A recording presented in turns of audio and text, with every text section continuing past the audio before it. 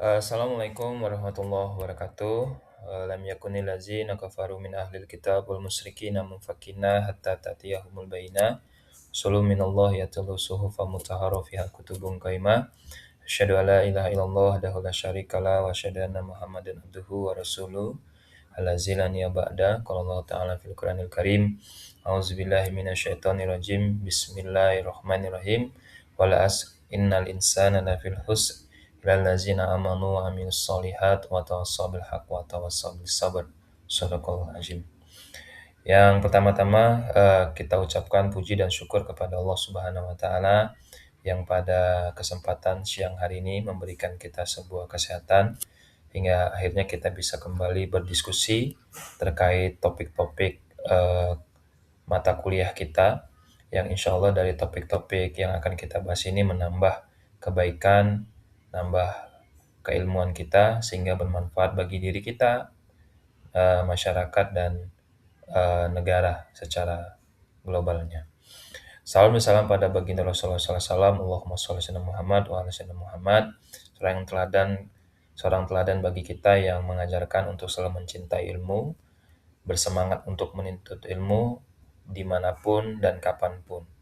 Dan ada satu kalimat yang pernah beliau katakan untuk selalu memotivasi kita untuk bersemangat belajar, yaitu sesungguhnya tuntutlah ilmu itu walaupun sampai ke negeri Cina.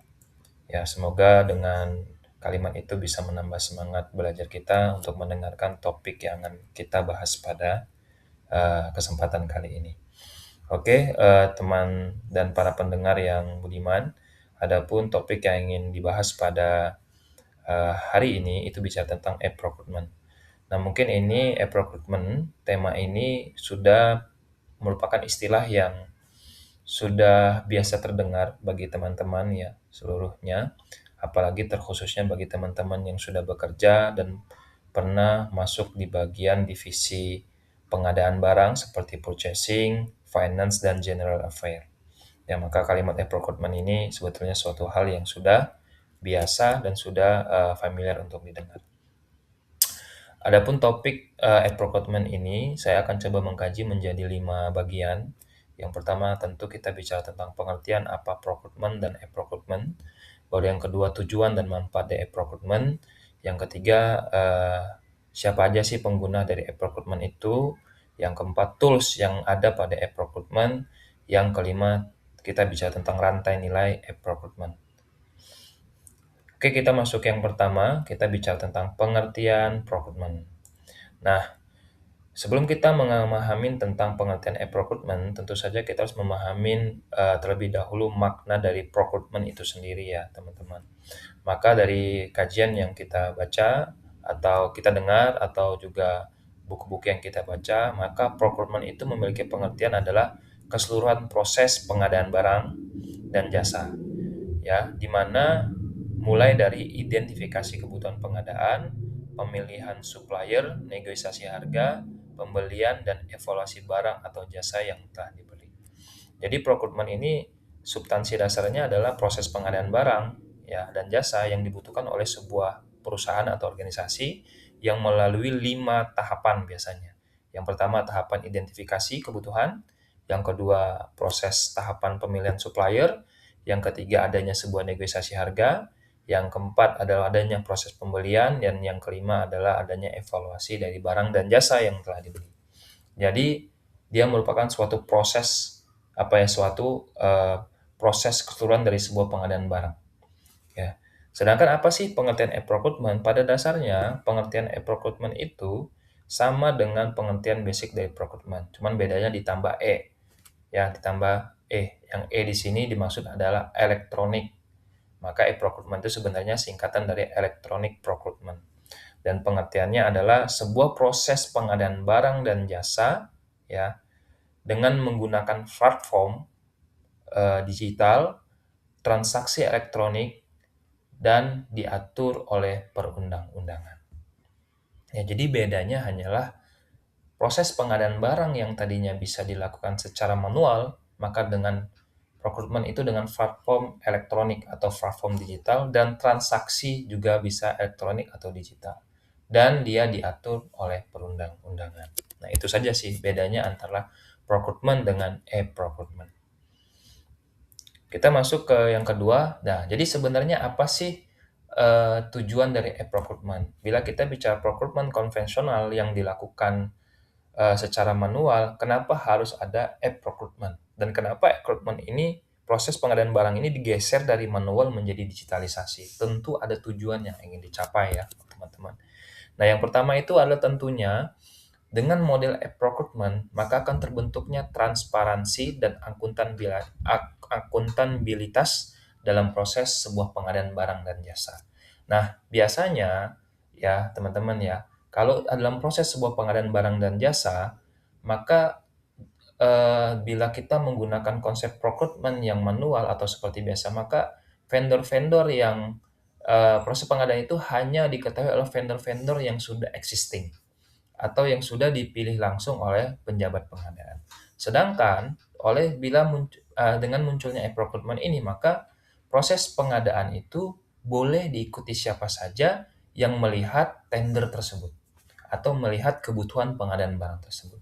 Oleh karena itu, maka dengan adanya e-procurement, maka muncullah transparansi ya kepada semua vendor atau semua orang yang ingin ikut dalam proses pengadaan barang dan jasa itu.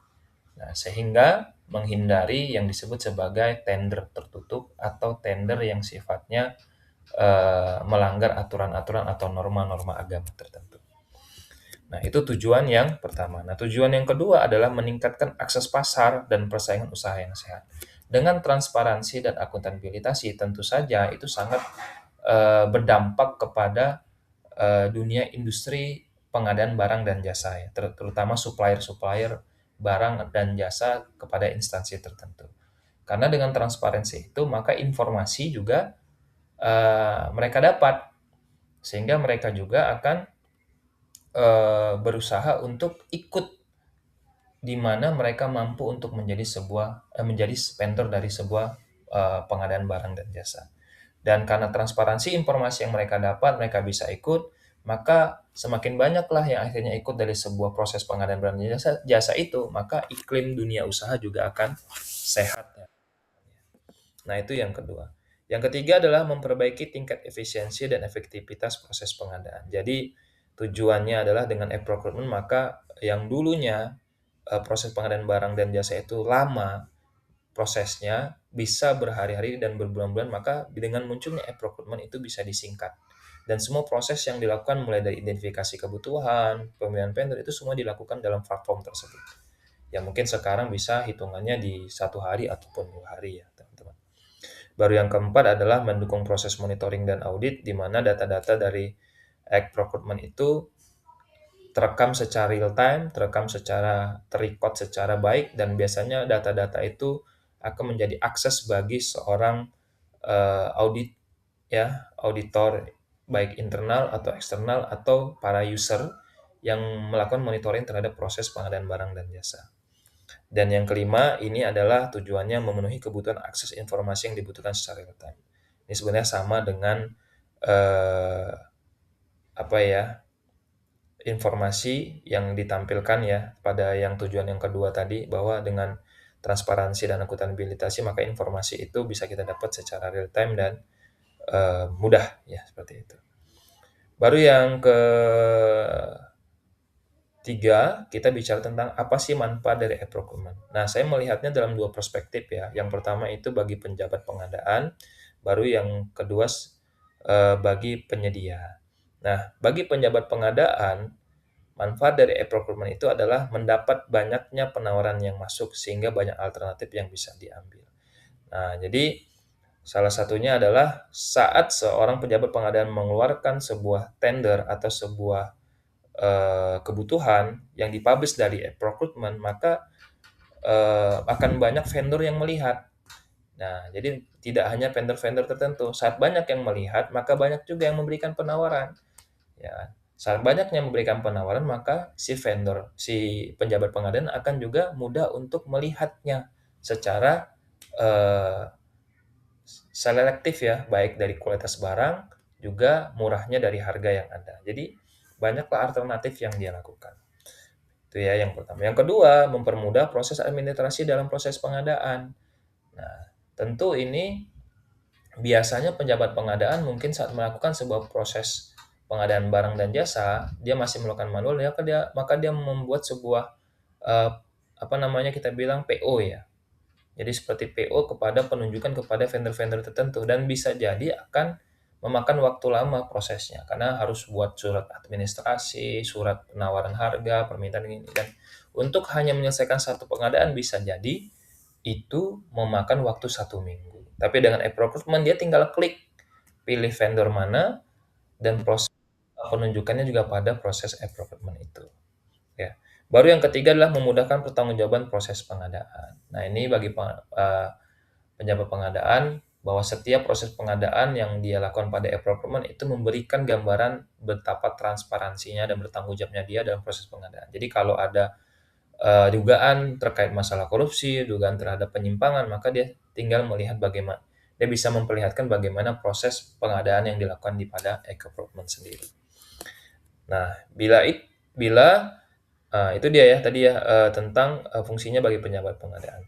Nah, sedangkan manfaatnya bagi penyedia adalah menciptakan iklim persaingan usaha yang sehat. Ini sama seperti yang saya katakan tadi bahwa saat adanya transparansi dari para penjabat pengadaan, maka semua vendor juga bisa ikut, maka akan terjadi persaingan usaha yang lebih sehat. Jadi tidak ada persaingan usaha yang sifatnya pilih-pilih atau sifatnya gratifikasi atau memberikan sesuatu jaminan kepada para penjabat pengadaan supaya memilih dia.